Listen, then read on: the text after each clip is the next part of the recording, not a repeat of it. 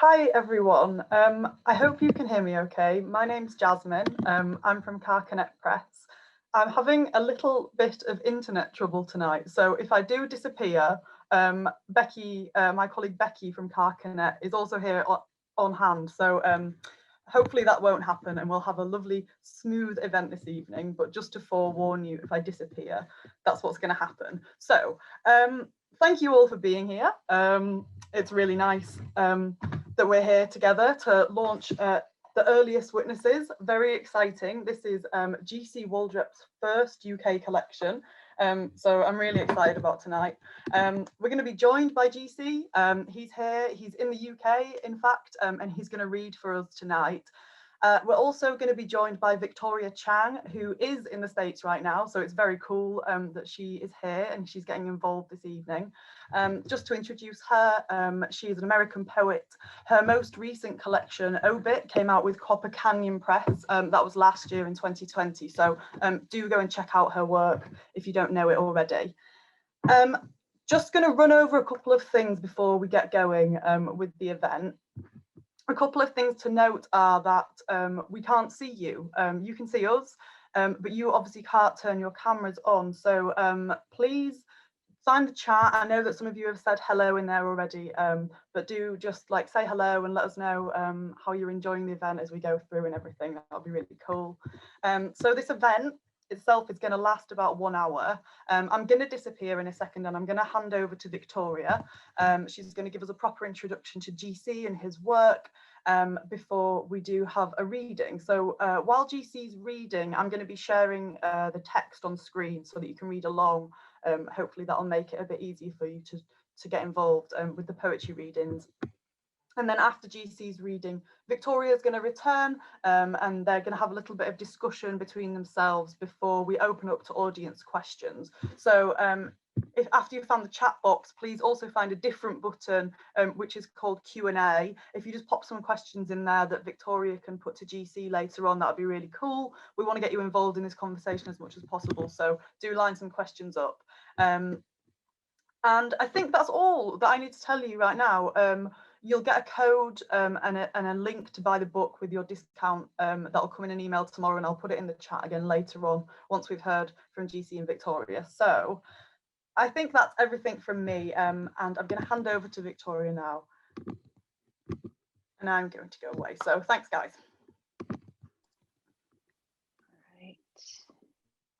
Thank you. Hopefully everyone can see me okay and hear me okay, but I'm Victoria Chang and I am an American poet, which is not normally how I describe myself, but I love that. Today I'm an American poet. I am so excited to help GC Waldrep launch this absolutely gorgeous book. And I have known GC for now, it must be going on 20 years, possibly.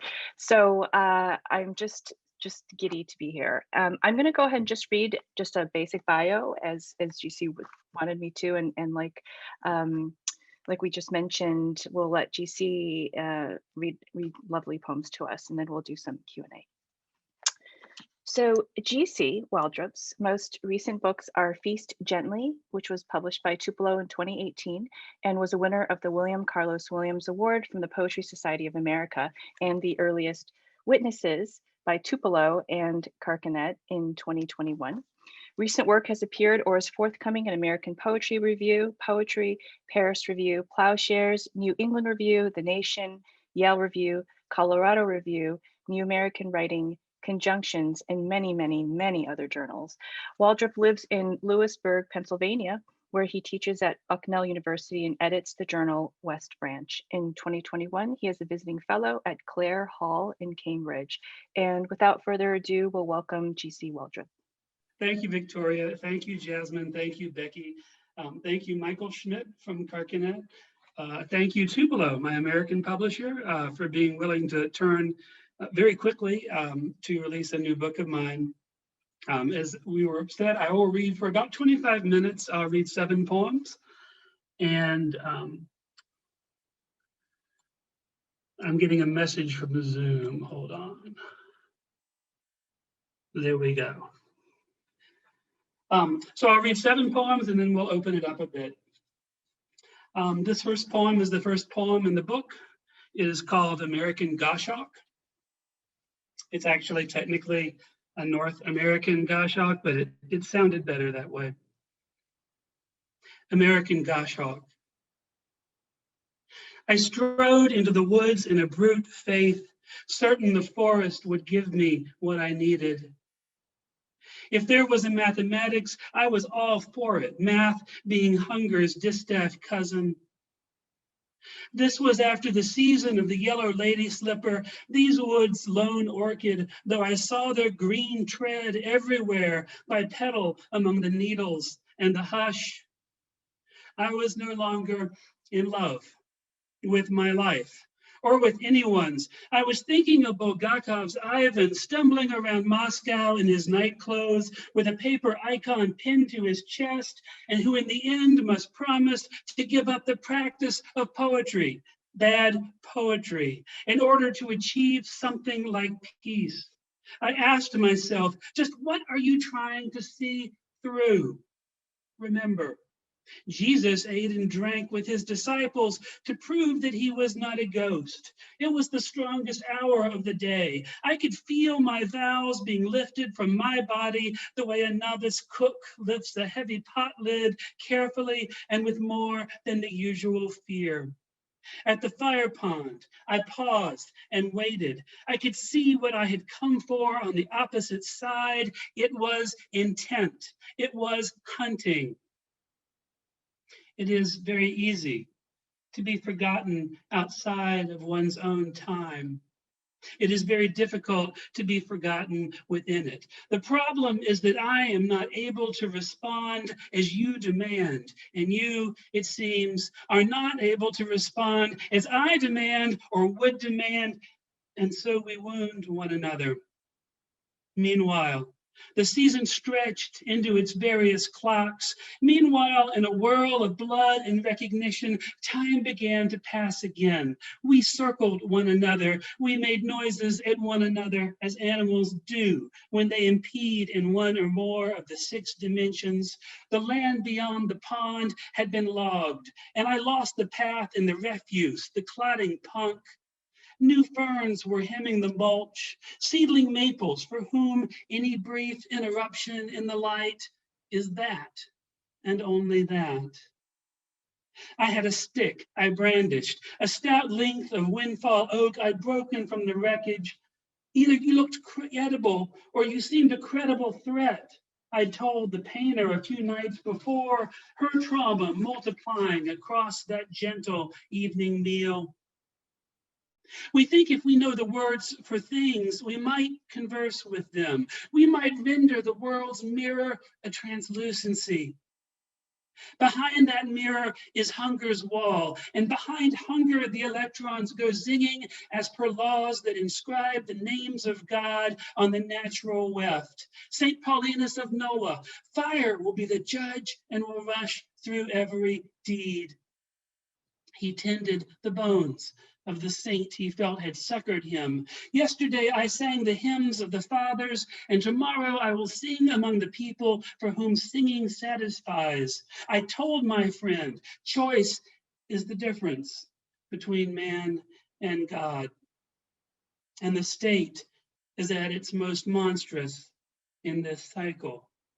And the angel bathing in some piano turns around again, wrapped in sound, looking for the receiver in the peaks.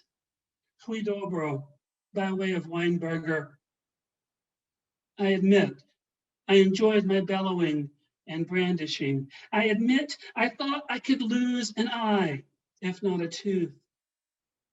This is perhaps as good a way as any to state my fear that I will never in this body be naked again, that I will always be naked so long as I am in this body.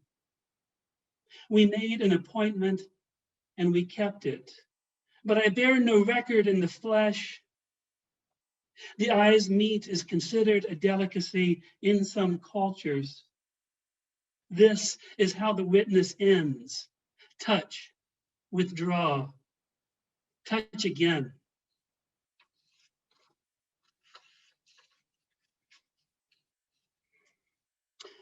Many of the poems in this collection are walking poems, some from the UK and some from the US. And the next two are shorter poems. They're siblings. They were written actually on the same day on a lane in West Suffolk. Pentecost, Risby. Ask the cut lilacs what safety, what suffering mean. They strike the drain with their feeble crosses. It is like watching honey writhe, a spasming flag. Everything otherwise is very still. Faith has left this place and taken its ragged choir with it, its urchins and its bells. I want to touch the butchered blossoms, so I do. This is not a metaphor. They are in this place just as the shadows of dogs are in this place. Tally the soldiers lost for this, who limp along the bridleways. Their cries are bits of glass. They are known by the sun as well, but this is the moon's fable, carved from every tangent limb. Moist do we enter, and moist are we borne away. I touch the lilac once more, its fading noon. I wish music were the friend to us it pretends to be. Such vagrant architectures. Captain, we are very small. Our ships have been examined by eminent physicians who find no fault. Let the tongue rest now for a while. Let it shear its long dream from the bodies of sheep or wolves. We never know whose corpse we are wearing, who's dead.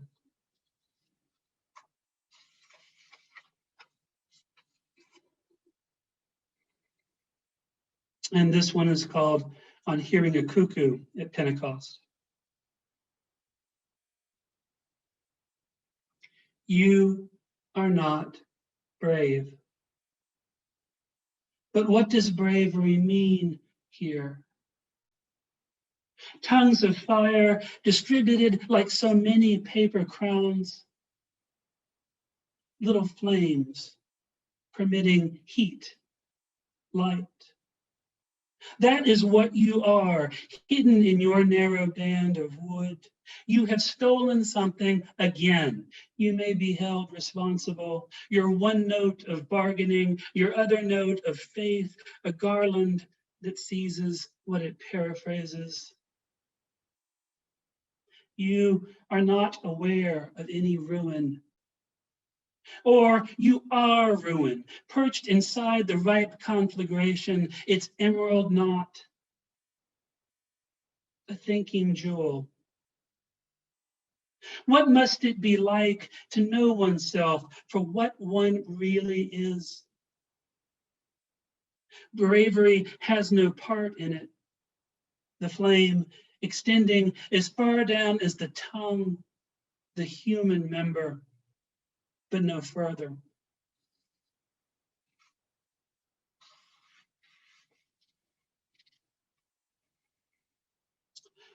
I think in terms of the walking poems in this book, part of what was animating me, I'd been a walker for most of my life. And I had just come off, when writing this book, the poems in this book, from several years of chronic illness that had begun to suggest to me that walking was something I couldn't take for granted. In fact, that there might not be another walk. There might not be another long walk. And so when I was working on a number of the poems in 2018 in this book, it was after having had therapy for a blood chemistry condition and beginning to think about what it would mean to walk again and just to be able to walk from any place to any place, up and down stairs. So there's something in the poems, I think, that for me has a resurrectional quality to it, being able to be in landscape again in that way, which was not always comforting. This poem is called North Walsham.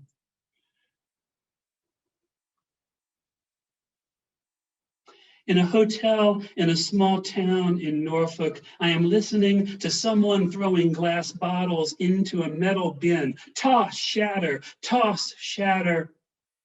There are no other sounds. It's a quiet afternoon, but the one tossing them has a sense of rhythm, and I have a sense that this has been going on for some very long time, time being the medium through which we convey the least knowledge of our circumstances to God or one another, which the body registers dimly in its cathedral of cells, its telomeres, its intrinsically photosensitive retinal ganglia that register the long days and longer nights of the blind. There is pilgrimage, and then there is direct action of the hand, what Simone Weil called the iron, at whose touch there must be a feeling of separation from God, such as Christ experienced. Otherwise, it is another God, toss, shatter, the grasping and then relinquishing of the evidence of desire. I was perfectly happy there, said the famous writer of this place, supposedly, when in fact it was a physician's surgery. The physician was her friend. She came here to escape the city. One young woman after another, learning the art of venipuncture and practicing it for the public good. There was a time when I had to keep track of which arm had most recently offered blood. Outside, a storm either is or is not billowing in from the North Sea, from drowned Doggerland, into and over which I stared for several hours yesterday. The Prussian blue-gray stain of the sky, leaving the dark water somehow lighter, as it possessed not of phosphorescence, but of resistance, a thunder fetter. All afternoon, I've been followed from ancient church to ancient church by two policemen in a gaudy van. Finally, on some cliffs above the sea, I spoke to them. We exchanged cordial greetings, and they sent me on towards the bus stop at the outer edge of Munsley, which, like Dunwich, is slowly slipping into that same depth. I waited there with a woman and her child and a man who either was her lover or had been her lover, or not the father of her child, wanted to be her lover. Tool and a closed vessel, wrote Simone Weil. I admire her notebooks so much more because they forced the reading mind to draw inferences, to make the leaps she couldn't quite force herself to make, except in the fictions of her final essays and in her particular end, itself a kind of fiction, a falsified denouement, all clues leading to both act and actor in perfect symmetry. For now, we can pretend she was a character in a book, her own book, perhaps, her own cave, elsewise Plato's. She who abhorred choice, who wrote, that is the whole problem, to make time a moving image of eternity, for it is not so naturally. Toss, shatter, toss, shatter. What was once the tallest church tower in Norfolk collapsed here in stages, 1724, 1835, 1836, and was not rebuilt. I think about the fact that Siegfried Sassoon and I both contemplated this meaningless antiquarian datum, but also the exquisite tiny fane at Eddingthorpe that reels in the light cast by the sea and unfamines it somehow, forces the intelligence back inside its nude bottle. Make it so that time is a circle and not a line. They again. And here are certain things which cause no suffering whatever by themselves, but make us suffer as signs. She meant things like her Renault ID card, a soldier in German uniform, a scrap of penmanship. A hymn veins the forest is what I thought at the time, and I will have it break my mouth. What then of pilgrimage that takes the suffering sign and inscribes it over the length of the body as a route, or if you prefer, inscribes it as the body over some distance in space as a system of pain and arrival? I admit I withdrew into my own small confession.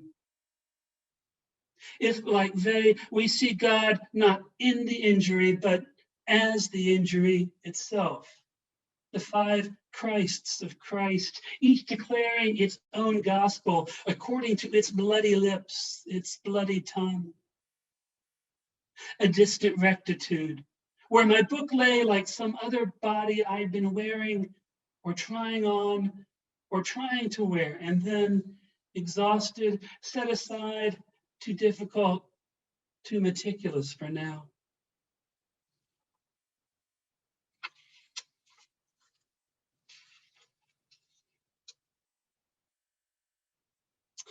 That summer, I ended up traveling from Suffolk and Norfolk over to the Malvern Hills for a few days. I'm not sure why I did that. It was something one could do.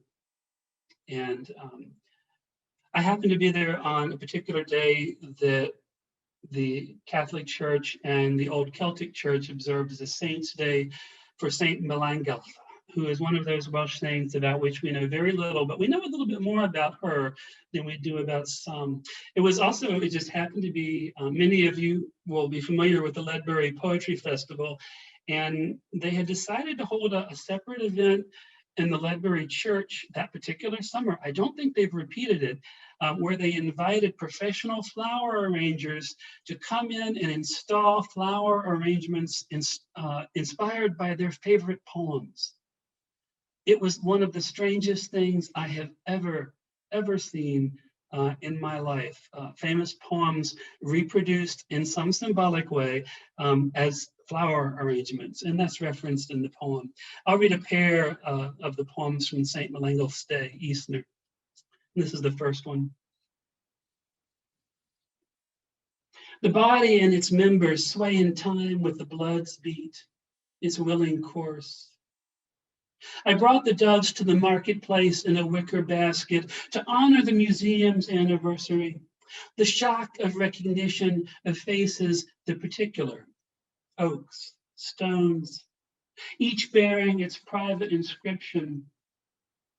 See, a poem is like that.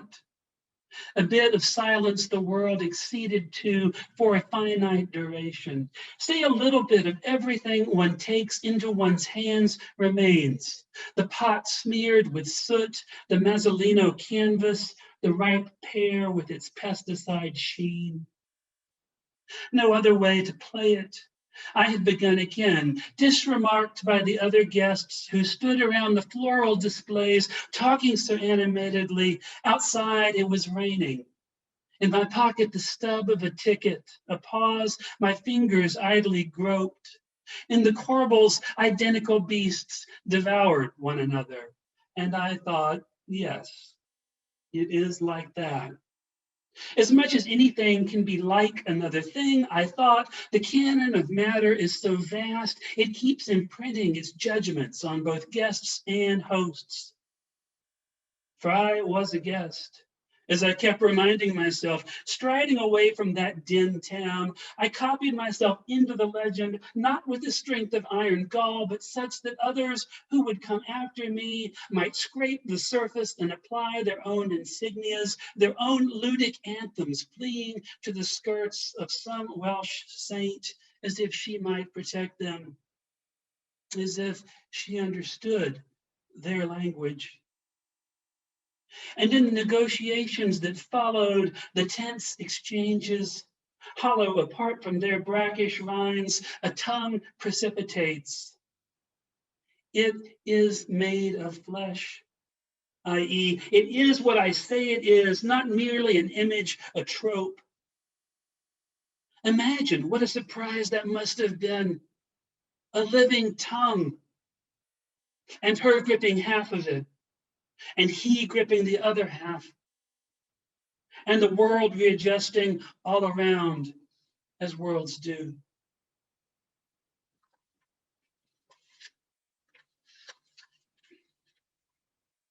And this is the second one, St. Melanghelf's Day, Eastner 2.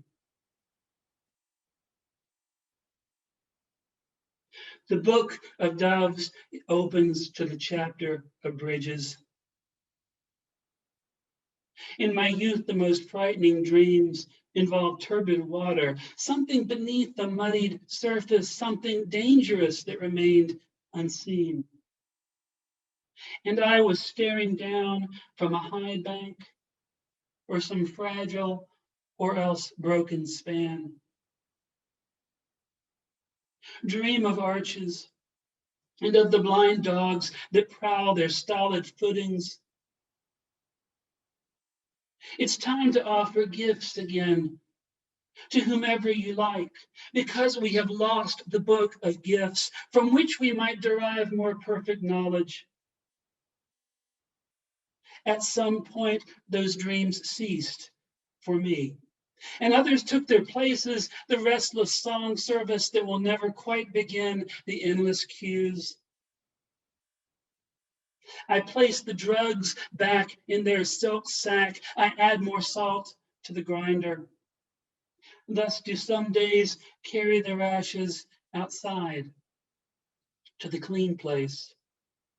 A cycle is restored. We can be men and women again, though not without risk. You may read about it in the Book of Tongues.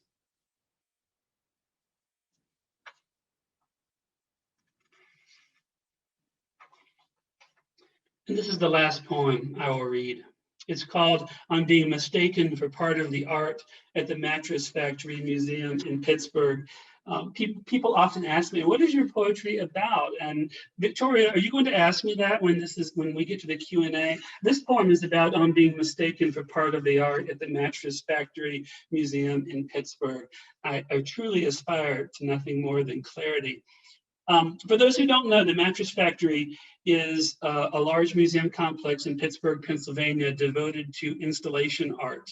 And it occupies any number of old houses in an old neighborhood of Pittsburgh. You move through them upstairs, down corridors, even down streets sometime. And this particular poem takes place just a few days after I had had my first middle-aged chest pain experience. And the rest, I think, goes without saying. On being mistaken for part of the art at the Mattress Factory Museum in Pittsburgh. The orderly shaved my chest to make way for the electrodes. Later, I was mistaken for part of an artwork by an artist I'd long admired. Not once, not twice, but 3 times. "I'm so sorry," one woman said. The third woman screamed, which caused her boyfriend to scream. I admit I'd been sitting very still. There's no rule against sitting very still inside an artwork that includes a functional chair. I've been thinking about light and the ways light affects my ideas about dwelling, about belonging as a function of topography, of space. Both planets and buses revolved around me, around where I sat in the artist's contrived dusk. After the electrodes, I noticed my shirts felt different, nestled against my half-shaved torso. The first time I'd felt that particular texture sensation in 30 years. It was something I noticed standing up and sitting down. It was something I noticed at my desk and in the cemetery that lies between the house in which I live and the school at which I teach. Years ago, I had researched the lives of the women and men whose graves I pass each day. The woolen factory owner, the canal boatman, the expatriate band leader from Mauritius, lawyers, doctors, the lone Confederate soldier whose invisible partisans remember him with a flag every autumn. I photographed that flag. Once I even stole it from the grave and discarded it by night.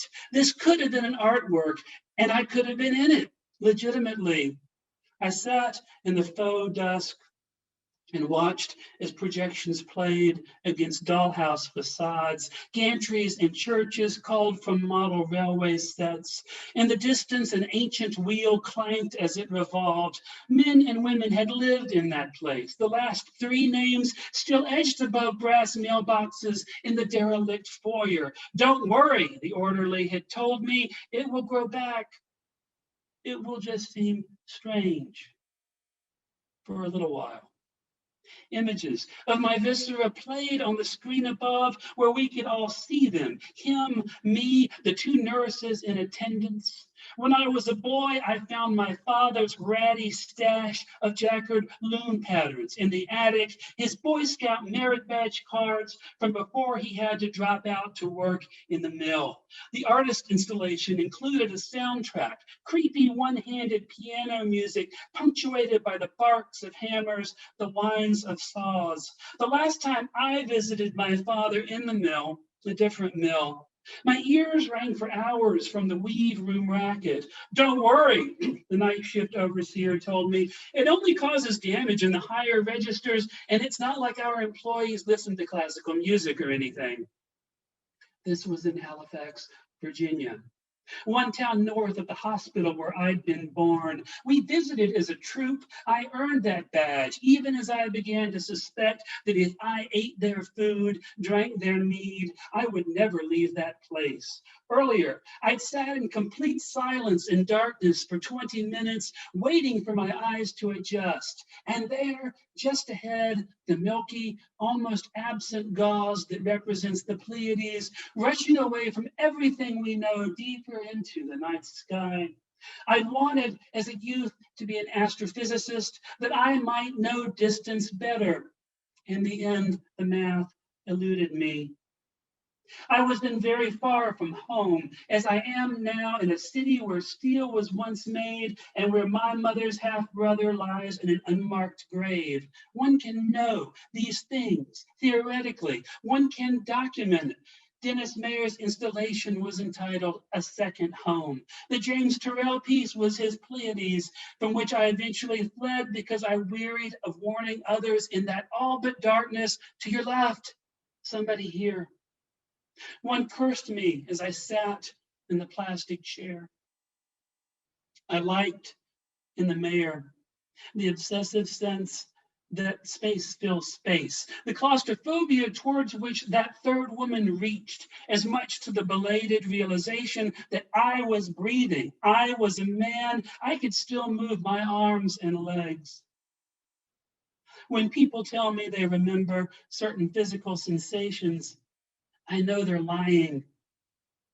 We only recall having felt, whether pain or pleasure, the snug embrace of a 40% polyester shirt against bare skin, so plain. Each time we forget about it until, having stumbled hard in the whitewashed corridor, the body experiences it anew.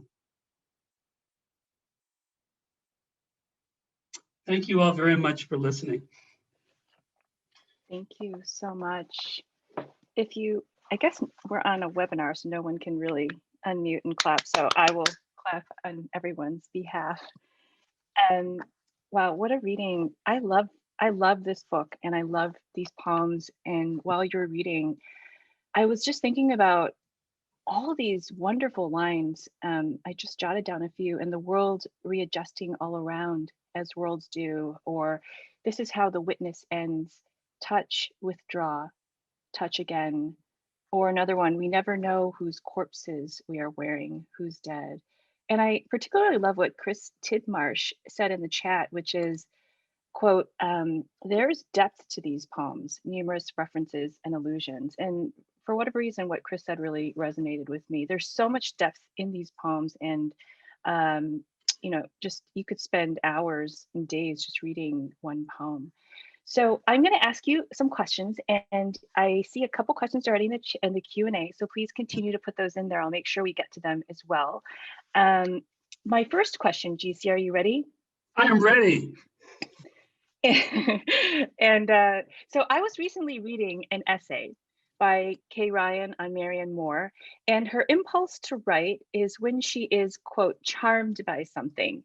She begins with a felicitous phrase and combines it with a thought or object of equal attraction. I'm curious to know what your impulse to write is.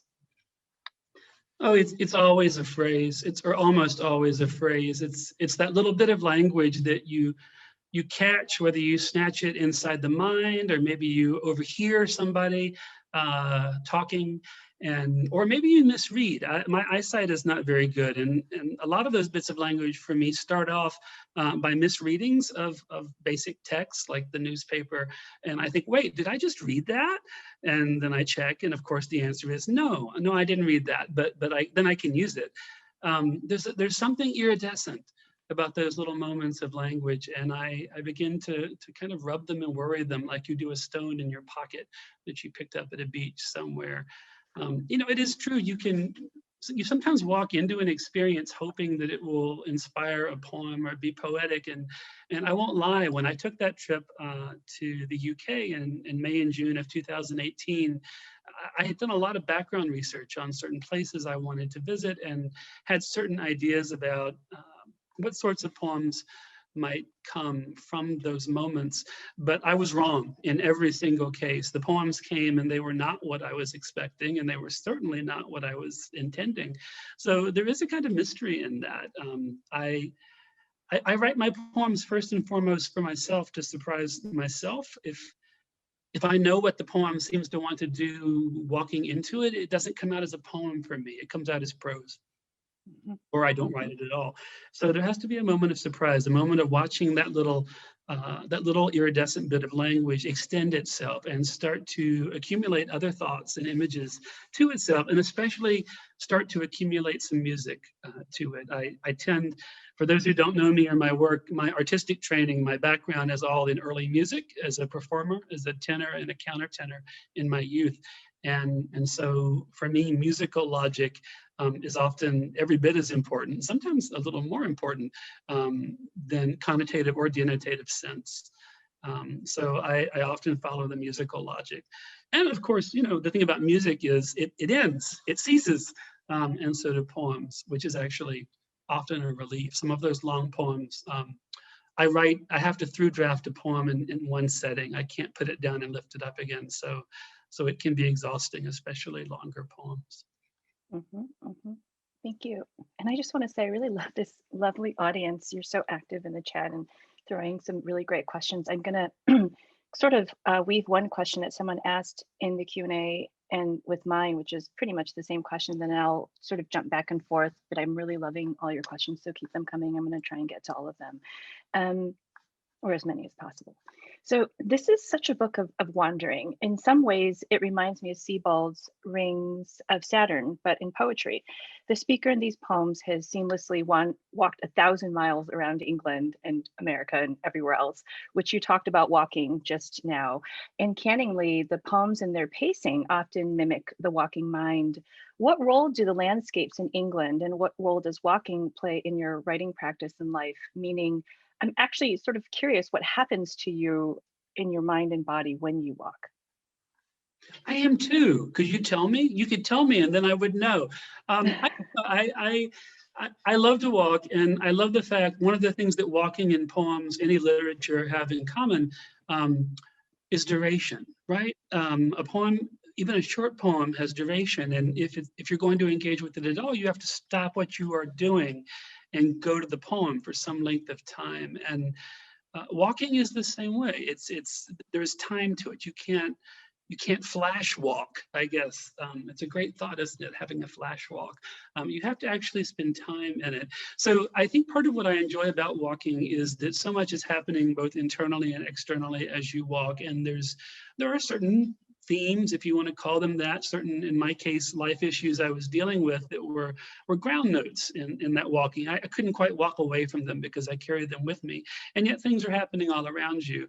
The UK, of course, is a place for walkers. If you tried to walk in the States the way I walk in the US, you would be hit by a truck or shot. This would happen, you know, fairly swiftly in my part of rural Pennsylvania where I live. So one of the things that I appreciated here in the UK was that I could let that unfolding both in language and in time and in the body. I could let it happen on the unfolding's terms, and that's a great gift for me. I've written poems while walking in the past, but that summer in 2018 was the first time that I actually made myself do it as a site-specific practice. Took a notebook, took a pen, took an extra pen just in case, and made myself every short period of time, regardless of where I was, pull out the notebook and the pen and respond to what was there. So there was a new practice there for me in that particular round of walking. What's the longest walk you've ever done? Some years ago, I missed all my long walks are miscalculations, and I was a Boy Scout. I have training as a wilderness, as a hiker, and even as a wilderness hiker. The longest one was once trying to get from Portmadog in North Wales to Snowdon, and knowing that it was longer than I thought it was going to be, and expecting that I could take the bus back down from Snowdon to Llanberis and then take another bus back to Portmadog. And in fact, the bus was not running from the top of Snowdon to Llanberis. And so I ended up having to walk back down the mountain in the wrong direction before I could catch a bus in the rain. That was 20 something kilometers, I think, altogether. And I was in pain. Yes, I was in pain. Thank you. No poems from that walk, none. So James Nippon and I had a similar kind of question. And so this book is composed of all sorts of poems, longer poems that sometimes feel like essays. The declarative is rampant in these poems. Shorter poems with clipped lines, shorter long-lined poems, series of poems based on places the speaker has been to, etc. How did you put this book together? And what was the logic of putting the series poems all together? And also the book doesn't have sections. And James's question specifically is, can you talk about your relationship to the long line? Is there something that draws you toward this formal choice? I just kind of threw 8 questions at you. Pick whichever one you feel like answering. Pick whichever ones. The book is how the book came together is the easier one to address. I didn't have a book, and then Michael Schmidt. Are you on the Zoom call, Michael Schmidt? I'm waving at you. Asked me for a manuscript, which had never happened to me before. It's very pleasant. Thank you, Michael. And I sent him the cycle of walking poems that I had just finished, and he liked those, but he wanted more. He wanted, in particular, some more narrative poems that would be autobiographically translucent, maybe is a good way to put it. And so I bundled up a bunch of other poems and sent those to him, and thought he will hate them and it's all over. And instead he liked them. And so I shoehorned those 2 sets of work together and moved a few poems around in the first half. But that was all. The poems in the second half from 2018, they're in chronological order by order of composition. In terms of the long line, I don't know. I don't think of that line as especially long. A lot of the poems in the second half of the book do have very long lines that look a little bit like prose, but they're not. They're just long lines. And all I can say is I think every experience calls out to a form in language, and in the same way, every form in language calls out to experience. And so there's always a kind of mutual seeking that happens between language and experience. The life of the mind, the thought life being one of the aspects of experience, and they're looking for each other. And so some of my poems, yeah, some of them are very fragmentary. Most of the poems I read tonight are very narrative, or at least what I think of as very narrative. One hopes that somehow there will be some kind of synchronicity, some kind of serendipity between the two. And also, as I think I've told you before, my boredom threshold is really low. I often think, well, I've now written a bunch of poems that look like that, or they sound like that. Can I be done with that? Can I go do something else for a little while? And I do admire other poets, including yourself, who change things up in that way. So I'm always thinking about form, but almost always retrospectively. All of these poems arrived in the shapes you see them more or less in the earliest witnesses. There's not a whole lot of formal massaging or moving things around or any kind of deep formal revision. They arrived in this way, and then I revised them within the forms they had taken. Mm-hmm. Yes, we have that in common. We do get bored very easily. Cherry Smith and I have a similar kind of question, which is, religion is a theme that floats in and out throughout these poems. You mentioned God in many of these poems in this book. Obviously, in Testament, one of your prior books, you explore religion as well. How are the explorations similar or different in this book compared to those in Testament, or perhaps in I don't know, maybe this is not an easier question, but what is the role of God and religion in your poems? Maybe that's the harder question. Can I say hi to Cherry? Hi, Cherry, I'm waving at you. That's an easier thing to say than answering that question. Well, I mean, this is part of my life. I write as a person of faith, and I write as a person. It's impossible to be a person of faith without having extreme doubts that inhere within faith. One of the areas of doubt I have is bodily harm and chronic illness. How does one deal with that in terms of an economy of faith? How does one deal with faith in terms of an economy of bodily illness? The question works out both ways. So that's a thread that's always there. I think there is a difference between walking in the UK and walking in the United States, in that evidences of faith, Christian, pre-Christian, in rural areas, other faiths in urban areas, are really visible. They're embedded in the landscape. They're inscribed in the landscape. So on these walks, I was constantly being confronted by evidence of other people's faith. Not necessarily my faith, other people's faith. In the US, you don't get that. Of course, you get Burger King or something, which I guess is a different kind of faith. I don't know. I don't want to think about that too much. But in terms of Testament, which is the most autobiographical thing I've ever written, that was also written in the UK. It was written in 3 weeks in Hawthornden Castle in Scotland. In 2009, and it was a different kind of writing. I wrote it in a bit of a trance state.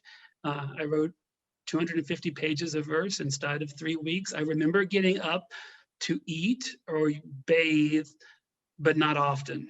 I was very much sitting in the chair having this kind of experience in dialogue with some other writers, Alice Notley in particular. And so that was more of an inward facing process, I guess. And this book feels more outwardly facing to me, although it's possible I'm the only one who sees that. I find it fascinating that you just said that this is the most autobiographical book you've ever written. No, Testament was. Oh, Testament was. I think this one is, or it feels to me like this one is from a reader's perspective, but you might disagree with me. Well, I don't know. Sorry. No, you go. No, I was going to say this book is, I think, in some ways more emotionally transparent, or at least translucent, than some of the other books. I think because I had been skinned by the experience of illness to the point that there wasn't a lot of padding emotionally between my psyche and what externally I was finding, embracing, rejecting, whatever I was doing with it. There wasn't as much padding there in this book as maybe I'd had the privilege of having before.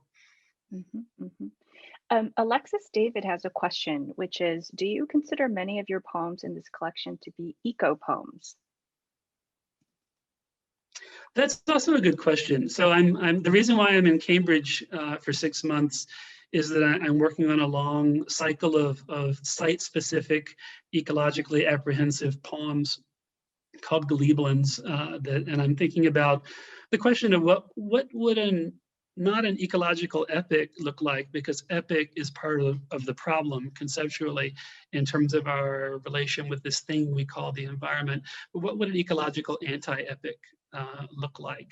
And part of that also involves distancing oneself from the self. It involves a certain degree of depersonalization because it's not about you. Or in my case, it's not about me. So much of what is happening is so much larger than we are individually. And so the romantic lyric eye fails on some level. And I'm thinking a lot about that. I wasn't really thinking about that so much in the earliest witnesses. I was walking in certain landscapes, but the relationship I was having with place was in some ways more conventional and more mappable onto some kind of romantic understanding of what the poet does. So I don't know, I have mixed feelings about that. It depends on what you mean by ecological. I think about Timothy Morton's definition of ecology as a hyperobject, something that is so large that we can't really see it for what it is, in part because of its size and in part because it's sticky and we're partially inside it ourselves. So it's very hard to talk about. And so these poems seem to be talking from inside of that hyperobject, whereas other things I'm working on are trying to gain some distance on the self, on the I, and to see what's possible in language. If we abstract ourselves entirely from language, then of course we lose the poem. We lose the poem, it goes away. And maybe something else takes its place, I don't know. But what's possible at the edges of language in terms of ecological apprehension is something I'm working on now, but that's all post earliest witnesses. Mm-hmm, mm-hmm. And I love Mary Mulholland's question because I've talked with you about this extensively over the decades that I've known you. Who are the poets who inspire you? Oh, all of them. No, I mean, isn't it wonderful that all of us who are artists in language or readers in language, we don't have to be writers, we inherit the totality of this human project we call poetry at any given moment. It's ours. We have it. We can use it in any way that we please. And there's a wonderful freedom in that, I think. To think about that particular inheritance as something that's operative second to second, moment to moment. So we can pick and choose. I don't know. I mean, the poets who are essential to me, I have a special shelf at home. Paul Celan is on that shelf. Gertrude Stein is on that shelf. Anne Carson is on that shelf. Hopkins is on that shelf. The Russian Chuvash poet, Gennady Aigi, is on that shelf. And then there are other poets who are intensely important to me for a period of time, and then they're not. I wander away from them, and then I wander back at some point. In fact, the earliest witnesses, parts of it were written in dialogue with an American poet named Michael Palmer, whom I had read almost 20 years ago and enjoyed, and then I don't know why I didn't read him anymore for a while. I have a good poet friend who loves Michael Palmer, who was always encouraging me to do so, and I just wasn't feeling that. So I had just, for various reasons, I had 3 or 4 books with me on these walking tours, and one of them was a Michael Palmer book.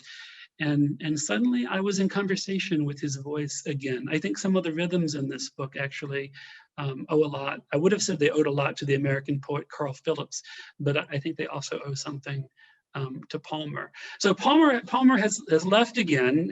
He's left my mind again. I reread him right before the earliest witnesses came out, and I thought, no, this isn't where I am right now, and I put him away. So poets come and go, but we can do that. We can have that. It's a wonderful thing to be able to think of the poetic inheritance as companionable, as companions. These are people you can keep with you. And you can turn to them in different moments and different occasions. You can use them. You can rely on them. You can ignore them. You can insult them. You can do all of those things. And related to that, Stephen Toussaint, I'm sorry if I pronounce your name wrong, has a question in the chat that's similar, which is, what's your relationship to Simone, I guess, Weil? I'm terrible at pronunciation. I'm sorry if I pronounced that incorrectly. As a Christian or as a poet. Simone Weil was a, I think she would have called herself first and foremost a philosopher. She's also regarded as a theologian. She grew up Jewish in Paris. She eventually investigated various other religious traditions, including Christianity.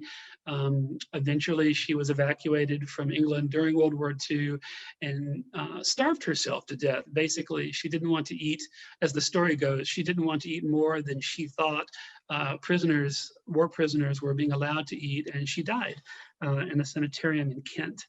in the UK.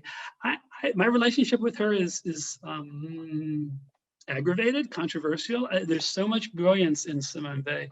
And there's also something, I don't know, astonishingly wrong-headed in her drive to reduce experience to theorems, basically. The American fiction writer Flannery O'Connor called it comic, which is really kind of appalling that she would say that about Simone Weil. But she did at one point, and I think I know what she means. There's a doggedness in Simone Weil's thought.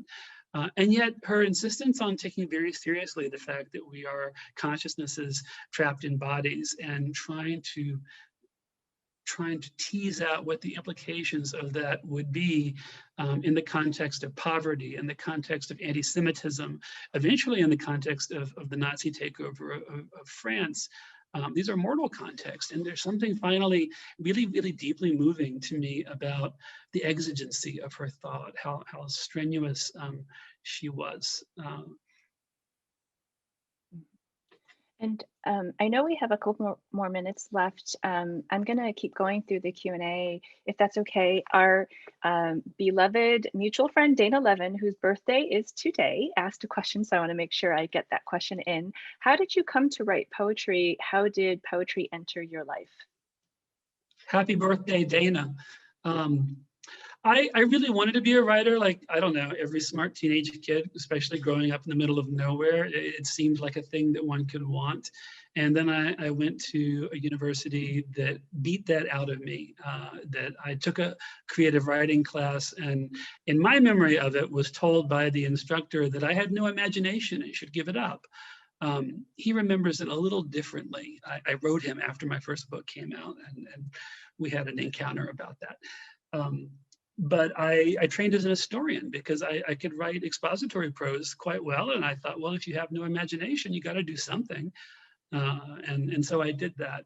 And then years later, after I walked out of the PhD program in history, and suddenly I started writing poems, and I can't tell you where they came from. I remember the first one. It happened while I was hiking in Western North Carolina, and these lines started to come to me, and I started to scribble them down, and I thought, oh wait, this is a poem. How quaint. And I put it away, and then it happened again a few days later, and it happened again a few days later. And eventually I thought, well, I should maybe go down this path. So it took me by surprise and fairly late. I was in my late 20s when I started writing poetry in any kind of serious way. But I don't know, it seems to be working out. What do you think? I think you're doing okay. Thank you. Michael Schmidt has a question that I would love to get to. It's a really beautifully phrased question. I love your poetic syntax. Hearing you talk unscripted, it is interesting to note the continuity between your spontaneously speaking language and your written or deliberately formed language. This continuity is somehow reassuring. The poem is a heightening of a natural language. It's not, quote, literary, it is witnessing and never self-regarding, however clearly the seeing eye is present. It's not really a question, but can you talk about your syntax or the relationship between your speaking voice and diction and syntax versus your writing? Yeah, I can. And I think it goes back to a question that we often circle around using the A word, authenticity. And you and I have talked about this in the past, also the sense of who is this person on the page?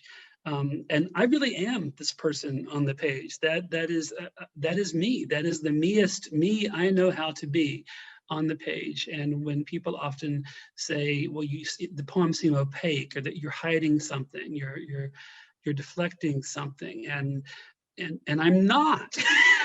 and I never quite know what to say about that, other than, I could tell you about changing my linens this morning and struggling to put a new sheet on a duvet, which I don't have at home. So this turned out to be an engineering problem.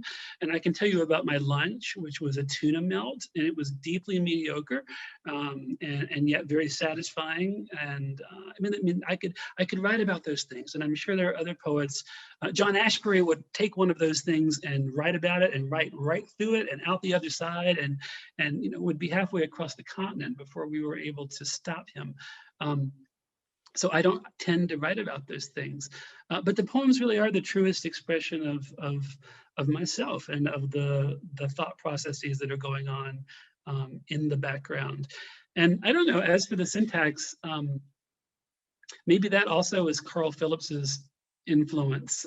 I was deeply influenced by Phillips when I was a young poet. I think it also comes from the fact that Phillips was a classicist. He was trained in Latin and was a Latin teacher for many years. And that's also my background language. So I know there's something Latin in my syntax, but that's not an effect. That's hardwired into the way that I think and process, which is why I think punctuation is a wonderful thing, but you didn't ask about that.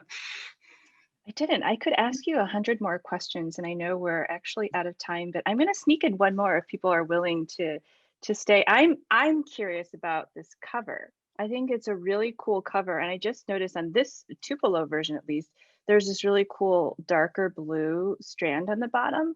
And then if you look closely, there are these little speckles of things on the stars or whatever. I don't know what they are, but it's a beautiful cover.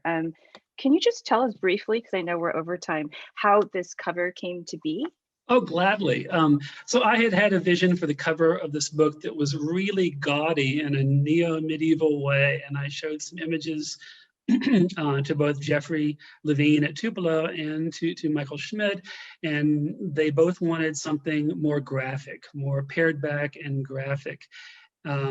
Was the word that one of them used. I can't remember which.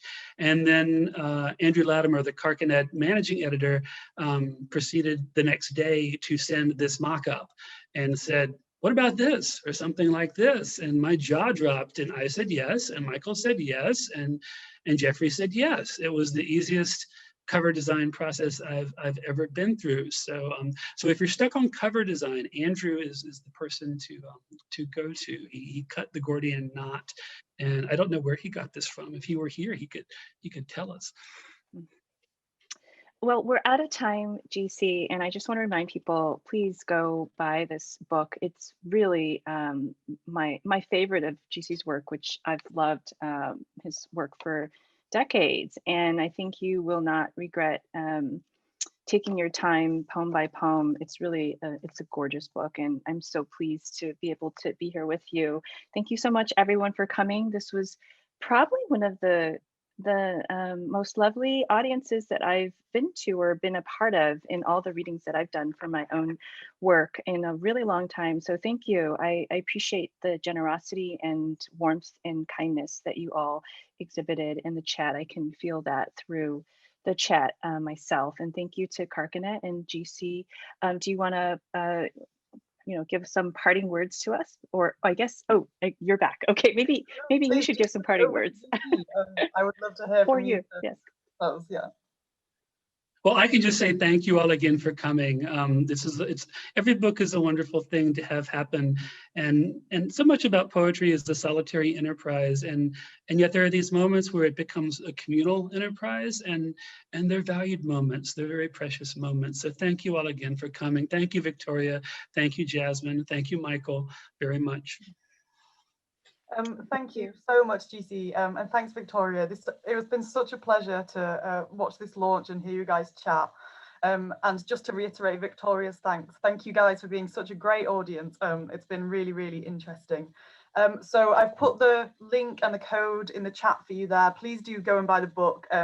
Check your emails tomorrow as well. It'll come as an email, but if you don't get it or you get stuck, please just send me an email and I'll help you getting your copy of the book. So the last thing that I need to say is please join us the same time next week. We're going to launch Judith Wilson's new collection, her second collection, Fleet. She'll be joined with Helen Tukey, so that's all up on our website. And we have also just announced a series of launches for our new Poetries anthology, which just came out last week. So please check the website and sign up to our next launches, and we hope to see you again very soon. So I'm going to leave this whole room open for a sec so you can get your final little messages in the chat there, but I'm going to close the rest of it all down. So thanks very much, and congratulations, GC. Thanks again.